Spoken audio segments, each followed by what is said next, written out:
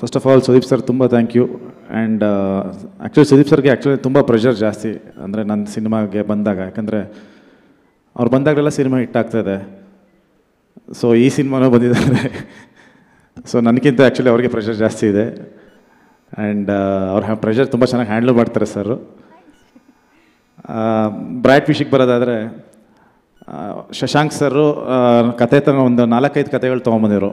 4-5 ಕತೆಗಳಲ್ಲಿ I think ಕೊನೆಗೆ final ಆಗಿದ್ದು ತುಂಬ ಡಿಫ್ರೆಂಟಾಗಿದೆ.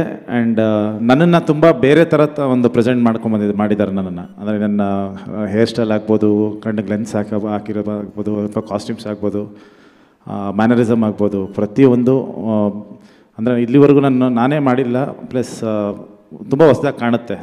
ಸೊ ಈಗ ನಾವು ಆ್ಯಕ್ಚುಲಿ ಕಾಯ್ತಾ ಇದ್ದೀವಿ ಅದನ್ನು ಹೇಗೆ ಜನ ರಿಸೀವ್ ಮಾಡ್ತಾರೆ. ಇನ್ಫ್ಯಾಕ್ಟ್ ಯಾರ್ಯಾರು ನೋಡಿದ್ರು ಅವರೊಂದಷ್ಟು ಜನ ಹೇಳಿದ್ರು ನನಗೆ ಆ್ಯಕ್ಚುಲಿ ಇದು ನಿಮಗೆ ಚೆನ್ನಾಗಿ ಸೂಟ್ ಆಗ್ತದೆ ಅಂತ. ಸೊ ಪ್ರಾಬಬ್ಲಿ ಇದಾದಮೇಲೆ ಜಾಸ್ತಿ ಈ ಥರ ಸಿನಿಮಾಗಳೇ ಮಾಡ್ಬೋದು ಅಂದ್ಕೊಂಡಿದ್ದೀನಿ. ಆ್ಯಂಡ್ ಶಶಾಂಕ್ ಸರ್ ಜೊತೆ ಕೆಲಸ ಮಾಡಿದ್ದು ತುಂಬ ಖುಷಿ ಕೊಡುತ್ತೆ. ಯಾಕೆಂದರೆ ಐ ಥಿಂಕ್ ಅವರೊಬ್ಬರೇ ಡೈರೆಕ್ಟ್ರು ನಾನು 2ನೇ ಸಿನಿಮಾ ಮಾಡ್ತಾ ಇರೋದು. ಸೊ ಇಷ್ಟು ಜರ್ನಿಲಿ ಬರೀ ಒಂದೊಂದು ಸಿನಿಮಾ ಮಾಡ್ಕೊಂಬಂದಿದ್ದೀನಿ. ಬಟ್ ಇದೊಂದೇ ಸಿನಿಮಾ ಅಂದರೆ ಶಶಾಂಕ್ ಸರ್ ಜೊತೆ ಮಾತ್ರ 2 ಸಿನಿಮಾ ಮಾಡಿದ್ದೀನಿ. ಪ್ರಾಬ್ಲಿ ಇನ್ನೂ ಜಾಸ್ತಿ ಸಿನಿಮಾಗಳಾಗುತ್ತೆ ಅದು. ಯಾಕಂದರೆ ಅದೊಂದು ಕಂಫರ್ಟ್ ಇದೆ ಆ್ಯಂಡ್ ಅದೊಂದು ಕಾನ್ಫಿಡೆನ್ಸ್ ಇದೆ ಅವ್ರ ಮೇಲೆ. ಅಂದರೆ ಬ್ಲೈಂಡಾಗಿ ಬಿಲೀವ್ ಮಾಡ್ಬೋದು ಅವ್ರನ್ನ. ಅಂದರೆ ಡೈರೆಕ್ಟಾಗಿ ಶೂಟಿಂಗ್ ಹೋಗಿ ಸುಮ್ಮನೆ ಪೇಪರ್ ಇಸ್ಕೊಂಡು ಆ್ಯಕ್ಟ್ ಮಾಡ್ಬೋದು. ಅಷ್ಟು ಅಂದರೆ ಟ್ರಸ್ಟ್ ಮಾಡ್ಬೋದು ಅವ್ರನ್ನ. ಅಂಥ ಒಂದು ಅದ್ಭುತವಾದ ಡೈರೆಕ್ಟರು. ಅಂದರೆ ಅವ್ರಿಗೆ ಅದೊಂದು ಬೇಸಿಕ್ ಗ್ರಾಫ್ ತುಂಬ ಚೆನ್ನಾಗಿ ಗೊತ್ತು. ಅಂದರೆ ಸ್ಕ್ರಿಪ್ಟ್ ಹೇಗೆ ಮಾಡೋದು, ಒಂದು ಕ್ಯಾರೆಕ್ಟರ್ ಆರ್ಕ್ ಹೇಗೆ ಮಾಡೋದು. ಸೊ ಇದೆಲ್ಲ ತುಂಬ ಸ್ಟ್ರಾಂಗ್ ಆಗಿದ್ದಾರೆ. ಆ್ಯಂಡ್ ಅವರು ಅಂದರೆ ನಿಮಗೆ ಯಾವತ್ತೂ ಅವ್ರು ಒಂದು ಕೆಟ್ಟ ಸಿನಿಮಾ ಮಾಡಲ್ಲ ಶಶಾಂಕ್ ಸರ್. ನಿಮಗೆ ಒಂದು ಮಿನಿಮಮ್ ಗ್ಯಾರಂಟಿ ಡೈರೆಕ್ಟರ್ ಅಂತ ಕರೆಯೋದು ಅವ್ರನ್ನ. ಅಂದರೆ ಒಂದು ಕೂತ್ಕೊಂಡು ನೋಡಿದ್ರೆ ಎಲ್ರಿಗೂ ಒಂದು ಖುಷಿ ಕೊಡುವಂಥ ಒಂದು ಸಿನಿಮಾ ಮಾಡೋಂಥ ಒಂದು ಡೈರೆಕ್ಟ್ರು.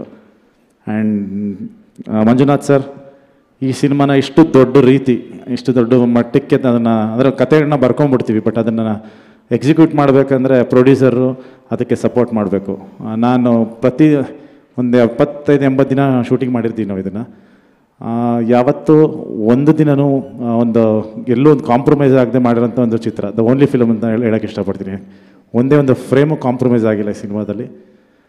ಅಷ್ಟು ಎಫರ್ಟ್ ಅದನ್ನು ಹಾಕಿದ್ದಾರೆ. ಆ್ಯಂಡ್ ಅಷ್ಟು ಬಂಡವಾಳನ ಹಾಕಿದ್ದಾರೆ ಈ ಸಿನಿಮಾದಲ್ಲಿ. ಆ್ಯಂಡ್ ಅದು ತೆರೆ ಮೇಲೆ ಕಾಣುತ್ತೆ. ಸೊ ನಿಮ್ಮ ಟ್ರೈಲರ್ ನೋಡೋದಲ್ಲೇ ಗೊತ್ತಾಗುತ್ತೆ. ಆ್ಯಂಡ್ ಹೋಪ್ ಈ ಸಿನಿಮಾ ಎಲ್ಲರಿಗೂ ಇಷ್ಟ ಆಗುತ್ತೆ. And Manisha, all the best. First film ಅವರು ಕನ್ನಡದಲ್ಲಿ ಮಾಡ್ತಾಯಿದ್ದಾರೆ. ಆ್ಯಂಡ್ ರಮೇಶ್ ಇಂದರ್ ಸರ್, ನಿಮ್ಮ ಜೊತೆ ಮಾಡಿದ್ದು ಭಾಳ ಖುಷಿಯಾಯಿತು. ನನಗೆ ಭಾಳ ಇಷ್ಟವಾದ ನಟ ಅವರು. ಭಾಳ ಖುಷಿಯಾಯಿತು. ಆ್ಯಂಡ್ ಡ್ರ್ಯಾಗನ್ ಮಂಜು ಅವ್ರ ಜೊತೆ ಅಂತೂ ಭಾಳ ಮಜಾ ಆಯಿತು. ಅದು ಸ್ಕ್ರೀನಲ್ಲಿ ಕಾಣುತ್ತೆ ನಿಮಗೆ. ಅದೊಂದು ಅದ್ಭುತವಾದ ಕ್ಯಾರೆಕ್ಟರ್ಗಳು ತುಂಬ ಚೆನ್ನಾಗಿದೆ. ಅಂದರೆ ನಿಮಗೆ ಓವರಾಲ್ ಕ್ಯಾರೆಕ್ಟರ್ಸು ಅಥವಾ ಸಿನಿಮಾ ನಿಮಗೆ ಭಾಳ ಎಂಟರ್ಟೈನಿಂಗ್ ಆಗಿರುತ್ತೆ. ಕೃಷ್ಣ ಅವರೇ, ಬ್ರ್ಯಾಟ್ ಬಗ್ಗೆ ಹೇಳಿದ್ರಿ, ಜರ್ನಿ ಬಗ್ಗೆ ಹೇಳಿದ್ರಿ. ಒಂದು ಪ್ರಶ್ನೆ, ಮಿಲನ ಅವ್ರು ಬಂದಿದ್ದಾರಾ ಇವತ್ತು?